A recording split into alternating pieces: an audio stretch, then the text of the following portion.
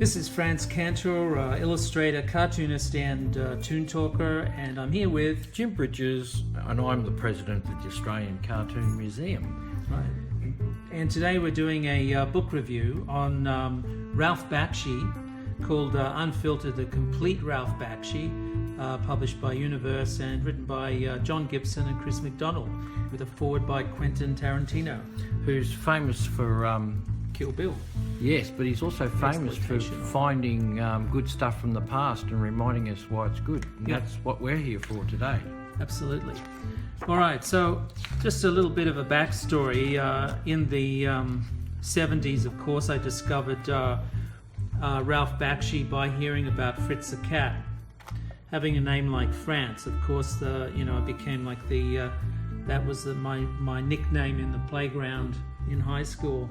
They used to call me Fritz. They thought it was quite funny. Fritz, Franz, it's the same thing.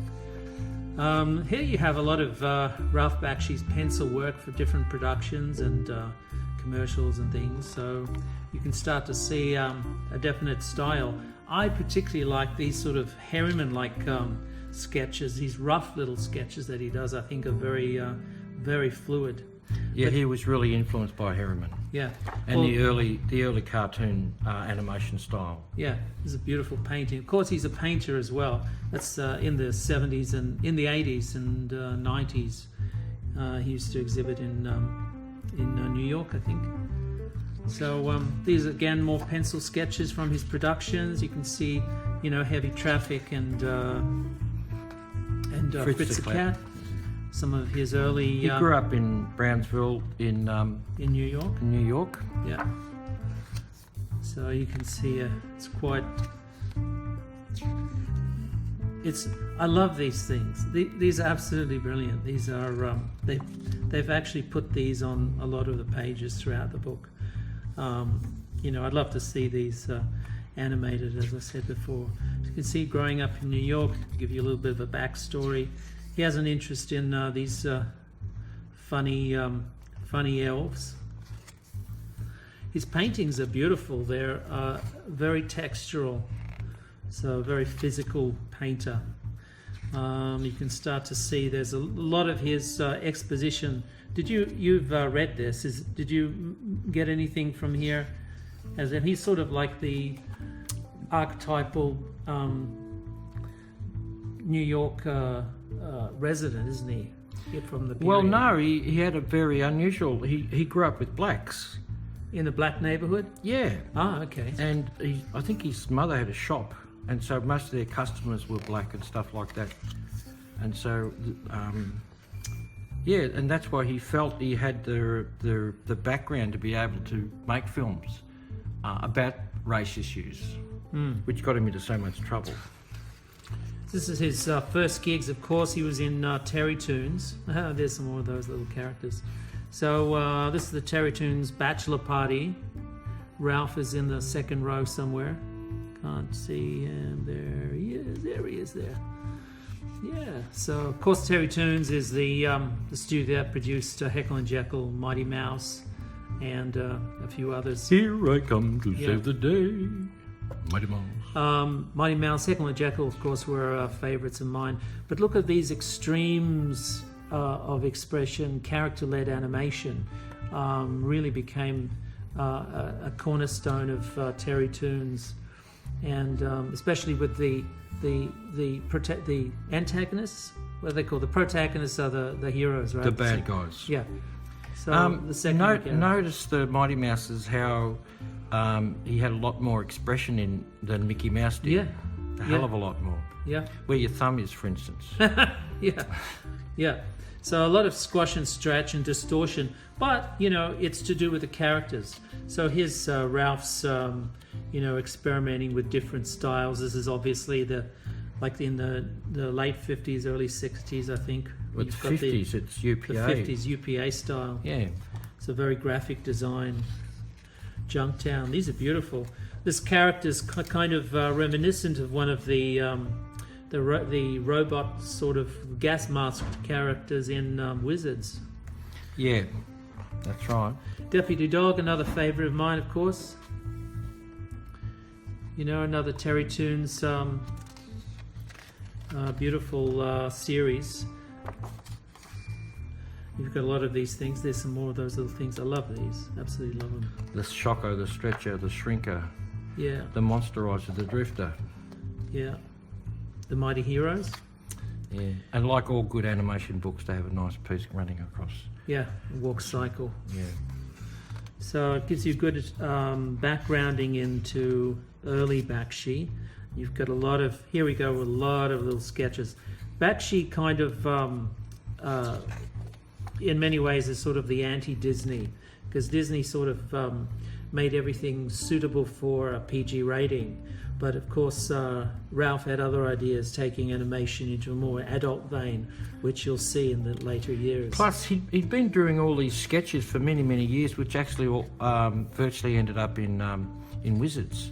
He was always interested in that type of thing. Yeah, there's that again. It's almost like a solenoid robot from Rocky and Bullwinkle. Yeah. And Fritz the Cat. Yeah, Fritz the Cat. I couldn't see Fritz the Cat. I was too young, but I was absolutely enamored of Ralph Bakshi from then on. I read everything I could on Fritz the Cat. It actually made me read, made me get into the original writer, the original cartoonist. This is the shop where he bought Crumb comics and books and stuff, and here it is over here in the corner over here, because he did the whole building. Yeah. And so Robert Crumb, of course, is the originator of Fritz the Cat, and he had sort of a very well, the most influential artist in the underground comic scene. Yeah, he had Robert Crumb had a very difficult relationship with the animated Fritz the Cat. Yeah. And depicted Bakshi, I think, in a cartoon, in a strip, in a Fritz strip, as a sort of a sleazy businessman. Of course, he was criticised for his use of caricatures of black people. Yeah, but he grew both up. Crumb and Bakshi were criticised of that. He had black people represented as ravens and crows and things. So you can see it's an R rating, right? It's the first R-rated, to my knowledge anyway, I think it's the first R-rated animated feature. Yeah, and it made a lot of money. Made a lot of money, put Ralph Bakshi definitely on the map. This is a thing in part of the film where the police run into a synagogue, and basically it was just an excuse to put his uncles and his father in the film, I think. Yeah, so they recorded a lot of the gibberish. It's not really Jewish, it's not really Hebrew, it was mixture of Hebrew, Yiddish and gibberish. And he used a lot of photo backgrounds in his films, especially Heavy Traffic and Coonskin. Yep. And here he's trying to draw a bit like Crumb's very early work.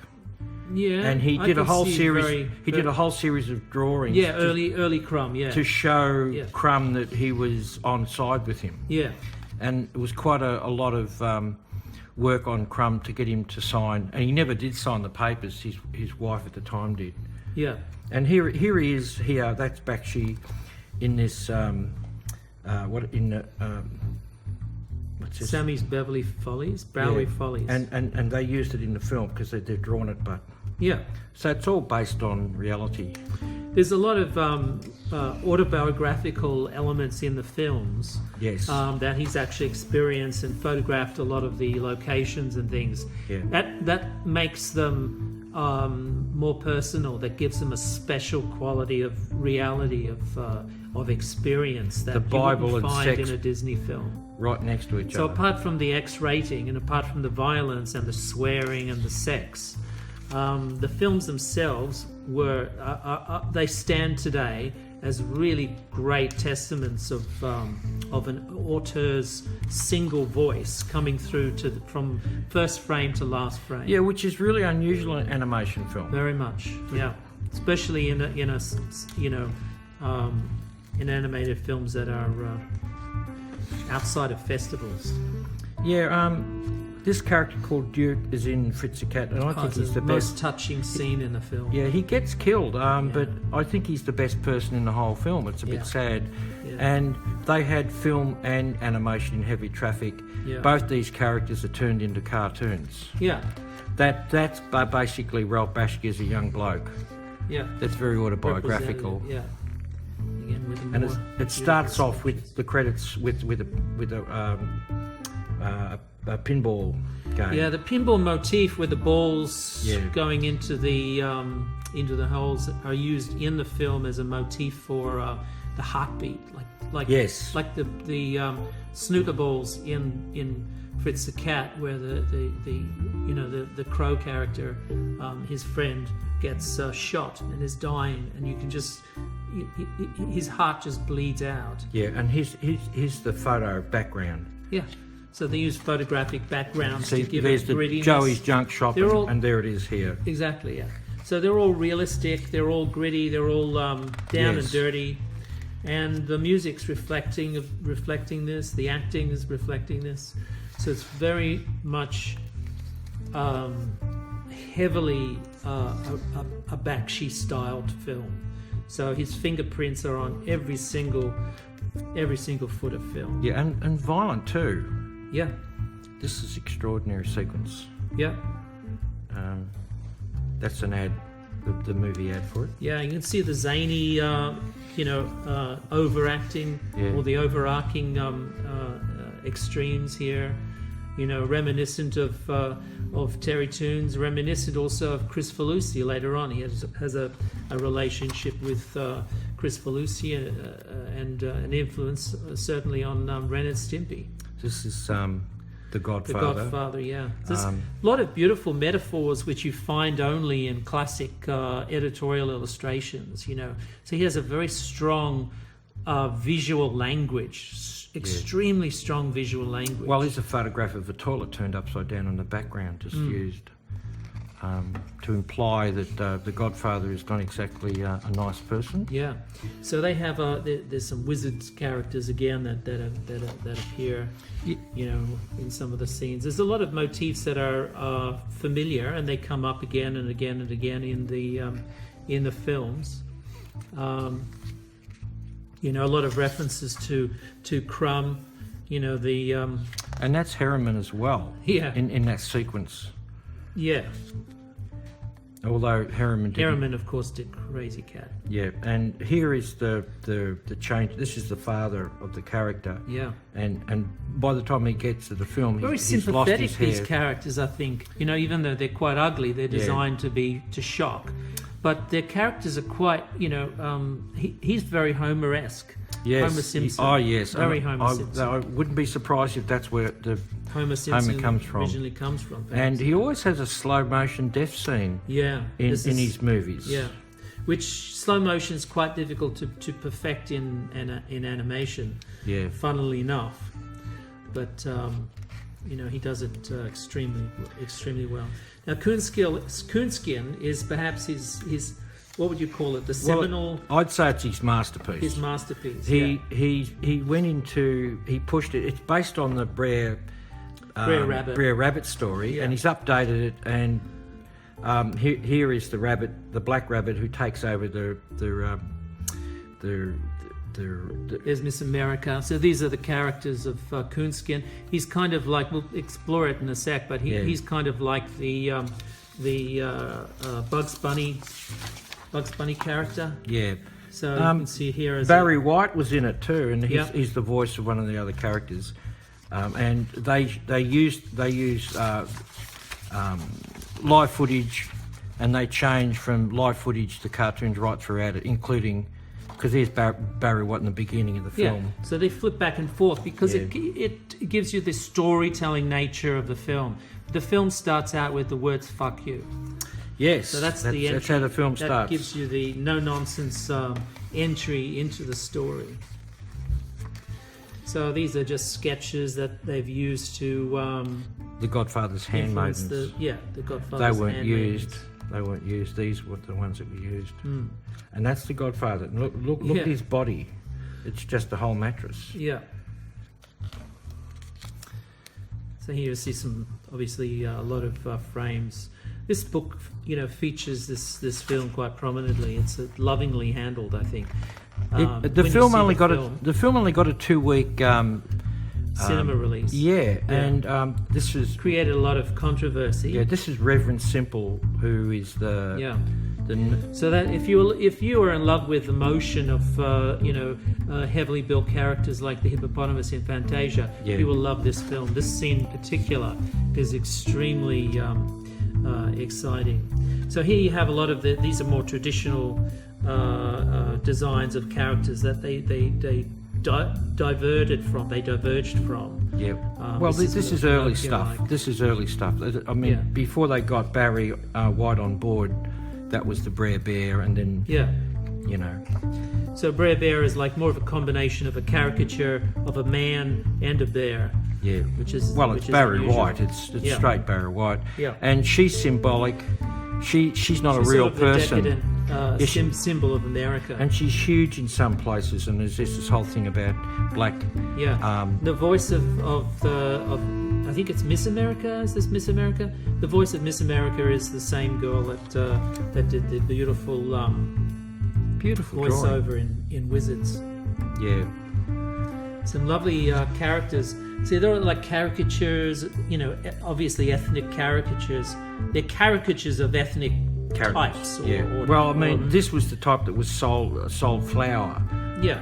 And she's chasing around. In that they're caricatures, they're mildly, you could say that they're verging on racist stereotypes. But because when you do caricatures or cartoons, you often look for stereotypical poses and stereotypical looks, expressions, and accoutrements. And also cartooning. I mean, there's a lot of caricature in this film. Yeah. A lot of caricature and... Yeah, and a lot of Harriman. There you go. Yes, a lot of Harriman. This scene with the cockroach is like a Harriman on acid. It's rough. It's rough animation, but it's wonderful. Beautiful. Yeah. Yeah, it's like she's having a dream sequence. Yeah. So a lot of these cut scenes are in between these movies, Heavy Traffic and Fritz the Cat, for example. They're used to change the pace slightly of the film. Because the film goes in a storytelling mode, but these things are sort of like commercial breaks.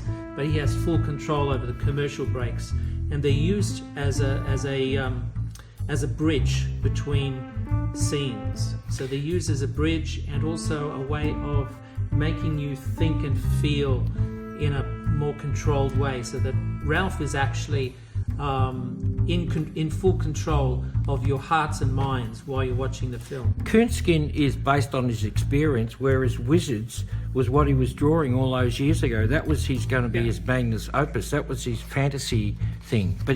But his themes of growing up in New York still spilt over into the Wizards. Yeah. He had lots of wonderful. I mean, this is the. These are obviously. The beautiful backgrounds by Mike Ploog. Mike Ploog was Marvel artist, used to do Werewolf by Night in the 70s, and of course these were used as exposition. So the camera would lovingly pan through these landscapes while this golden, husky-voiced narrator would drag you through the story or parts of the story, which were like, again, almost like cut scenes in between the action. The backgrounds here, we want to just mention Ian Miller, great British illustrator, used to do a lot of work for British magazines, men's magazines, etc. So there was a contrast between Scorch, which was the bad zone, and the good zone, the world of fairies. So it was a what would you call it? A hippie sort of hippie fest of it's a hippie technology versus love. Yes, but he always had a go at religion in his films. He always had a go at it. This one in particular. Yeah, always had a go at it. Full of Yiddish and gibberish. Yeah. You have the characters. Oftentimes characters are meant to fit into backgrounds, and sometimes starkly different, so they stand out from the backgrounds. Yeah.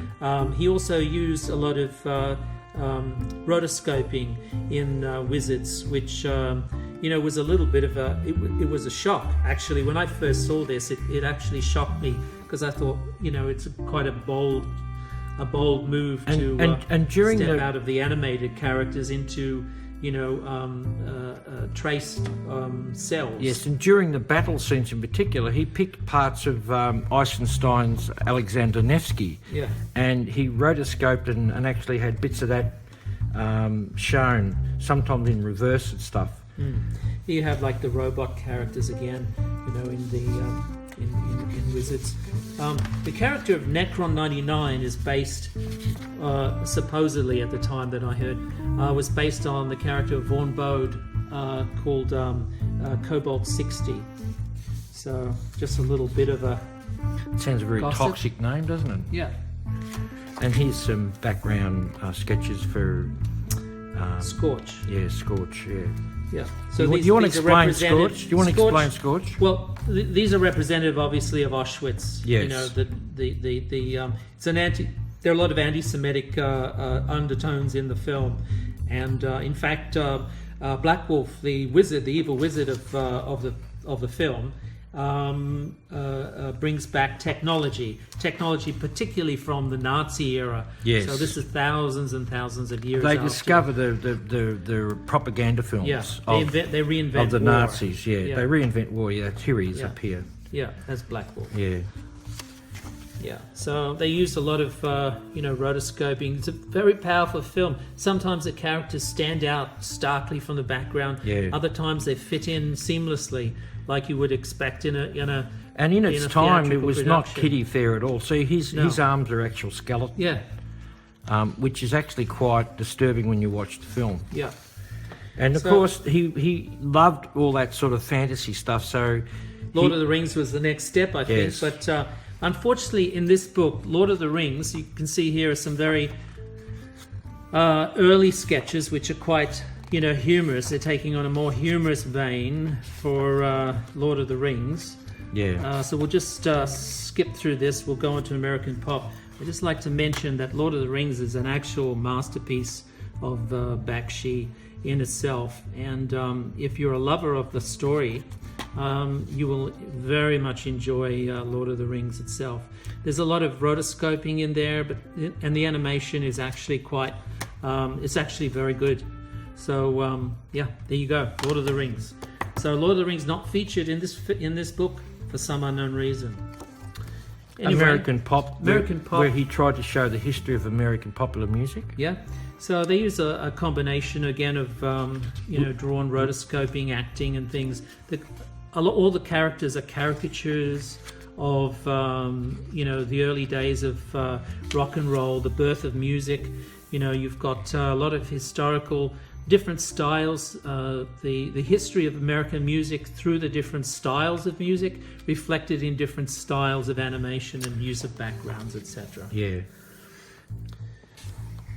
That's some beautiful drawings. Yeah. Backgrounds. Yeah. The 50s. Yeah. The mighty 50s.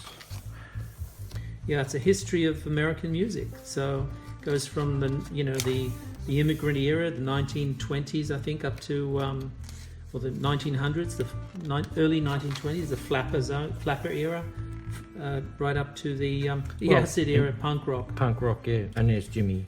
Yeah. These paintings actually are very disturbing when you first see them. The punk rock era. Yeah.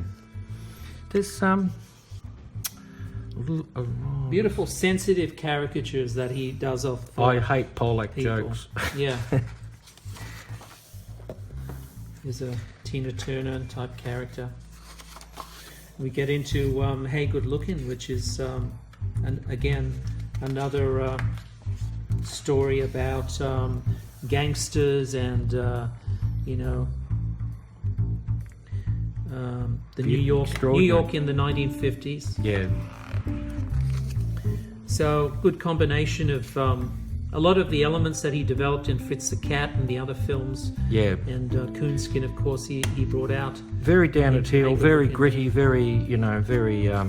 Yeah. Yeah, that's. But again, lovingly looking at the era, lovingly looking at New York at that time. Yes. The characters, of course, the female characters are always very cute. Well, she could be in Wizards. In Wizards, yeah. Very elfin. there's a caricature of Ralph himself during the production. Yeah, Done by and John here is Sperry. the combination of Yeah, live combination footage. of live action and footage, Yeah. which he was experimenting with before. Yeah. Yeah, I mean, he made his films cheap. People work with him, and they work for less money than normal because they wanted to get to see these things.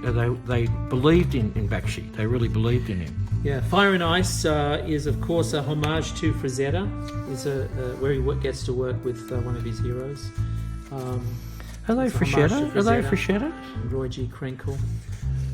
Concept art by Roy G. Krenkel. No. That one. Opposite Louis Zingarelli, development. Yeah, Development overleaf. of Well, they're So obviously here's Frechetta. Yeah, Frazetta's work. yeah. Frechetta, for people who don't know, Frank Frazetta. yeah, he started in comics and he did covers. Yeah, Little Abner. He did lots of covers. Yeah. I remember as a child, and I thought, God, he could draw. Yeah, the fantastic art of Frank Frazetta. Yeah. So, very use of rotoscoping, like in the flasher days of, Gulliver's Travels and Superman, obviously. But here they're extremely powerful. It's some of the best rotoscoping that I've ever seen. It's very powerful scenes. It's, unfortunately, it's not featured very much in this book, but it's a very beautiful film. So the last part of the book, we've got some more beautiful drawings, are ups and downs, getting away from the productions now into some shorts and into the some beautiful things. The Harlem Shuffle, obviously, the video clip. Stones. The video clip. So these were he would have been working with Chris Felucci, John Chris Felucci on these. You can see where John Chris Felucci is taking the ideas that were expounded by Terrytoons, and really exploring the way of stretching them even more, and in extreme antics. Love this. Yeah, they're beautiful.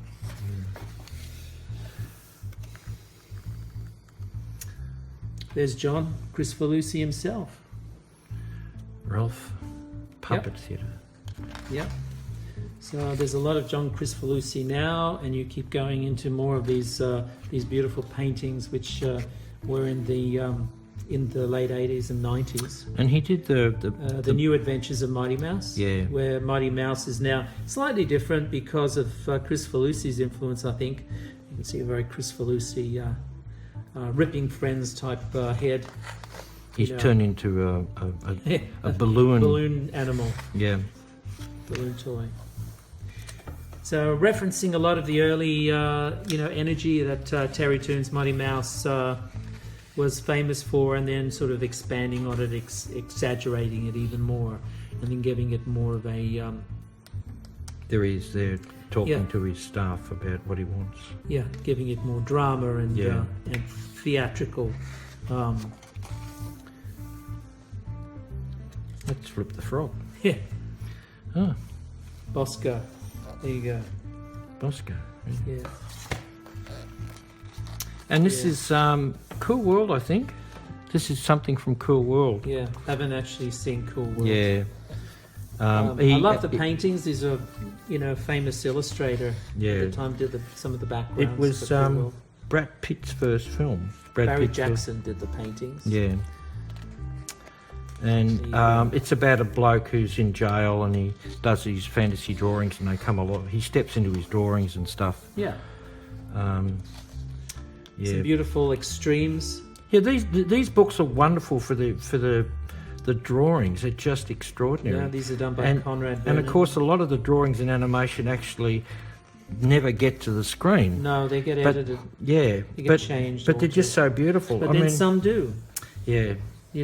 Some But do. look at that wonderful page. That looks like Brutus on acid. Yes. Or Bluto, whatever his name Yes. is. Popeye. So we go into the getting more into the Harriman style. He loved this. This is the stuff, the fluidity of this, the antics, the humor, just the love it's a love of life, a love of movement. Yeah, and he was always true to his roots. Yeah. The New York, and was always rough and rough as guts, rough and ready. These are some of his paintings. Yeah. He actually sells them. A lot of energy. He sells them online now. Yeah. He's still making films, but they're short. He's making short films. I think he's made 2 short films recently with crowdfunding, hasn't he? Yeah. Yeah.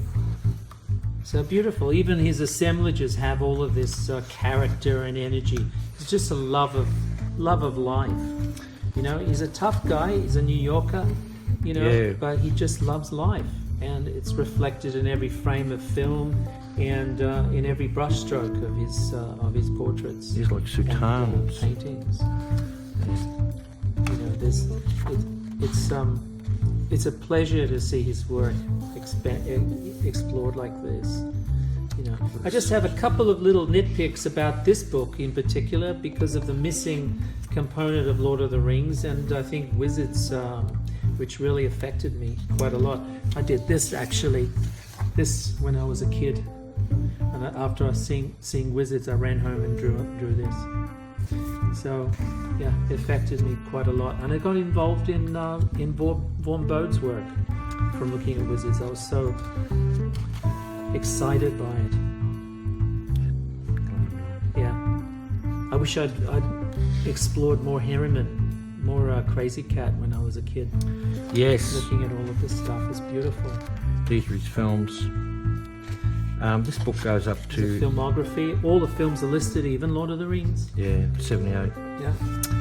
Yeah, it's... So... There's some more characters. I'll just flop it over. Yeah. So it's a great looking book. It's a great read.